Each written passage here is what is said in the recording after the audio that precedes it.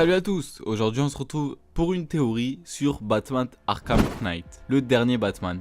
En effet, concernant la fin, on ne sait pas si Batman est mort ou pas. Et c'est ce que l'on va voir dans cette vidéo avec plusieurs hypothèses. Bref, c'est parti. En raison de la nature ambiguë de la fin, il existe plusieurs théories sur la signification réelle de la fin. Batman a simulé sa mort. La théorie la plus acceptée et soutenue par les développeurs. Cette théorie est largement acceptée, car Bruce Wayne suit strictement le code No Kill en principe. Il est donc peu probable qu'il ait pu causer la mort d'Alfred. En raison de la destruction presque totale du manoir, beaucoup de citoyens de Gotham croient naturellement que Bruce Wayne est décédé d'une explosion. On pense que Bruce et Alfred se sont tout simplement retirés dans la Batcave et se sont cachés. De même, on pense que Bruce est la figure de la chauve-souris dans la fin prolongée. Une autre personne a pris l'identité de Batman, quel que soit le sort de Bruce. D'autres pensent que quelqu'un d'autre a repris l'ancienne identité de Batman, fondant cette théorie sur diverses autres histoires de Batman. Azrael, en raison de son passage en tant que Batman au cours de l'histoire de Knightfall et de ses plans pour suivre les traces de Batman. Potentiellement possible si le joueur laisse Azrael partir pendant sa mission secondaire, sinon cela semble peu probable. Jason Todd, Dick Grayson ou Tim Drake. Depuis les épisodes d'Arkham qui se sont déroulés après la campagne principale, il est peu probable que la poursuite de la lutte contre la criminalité dans leur alter égard existant se poursuive. Certains ont suggéré que Teddy McGuinness, Batman Beyond, perpétuait l'héritage de Bruce. Très peu probable, car rien ne prouve que Terry ait même existé dans l'Arkhamverse. Damian Wayne, mais encore une fois, rien ne prouve son existence dans l'Arkhamverse, si ce n'est la remarque de Talia dans Batman Arkham City. Et même dans ce cas, Damien ne serait pas assez vieux puisque la relation d'une nuit avec Talia devrait avoir lieu en janvier, les 10 dernières années.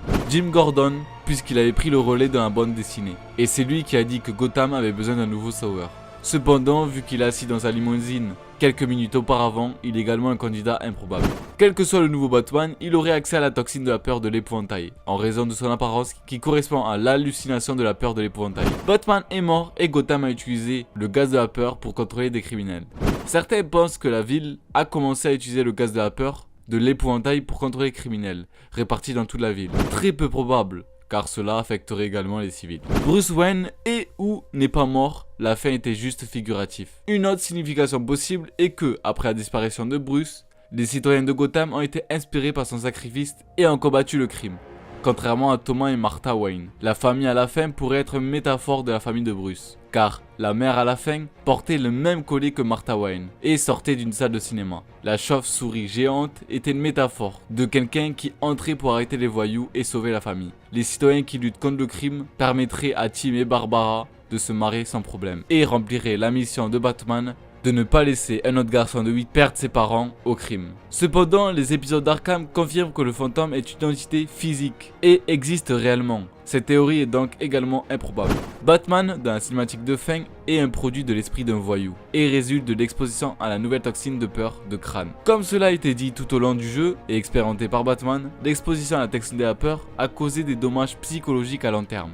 Étant donné que les seuls personnages présents à Gotham au moment de l'explosion étaient des criminels, il est possible que cela se manifeste par des criminels, tels que Batman. Comparaison, chaque fois qu'ils font quelque chose et craignent que Batman n'arrive, comme la vision de Batman du Joker. Mais terrifiant que la peur du criminel de Batman par le criminel était différente de la peur de Batman de se transformer en Joker. Encore une fois, le fantôme est une entité physique, invalidant en grande partie cette théorie. Et voilà, c'est ainsi que cette vidéo se termine. Tu peux liker la vidéo si elle t'a plu, t'abonner à la chaîne si ce n'est pas déjà fait pour suivre mes prochaines vidéos. Et sur ce, on se retrouve pour une prochaine vidéo. Ciao.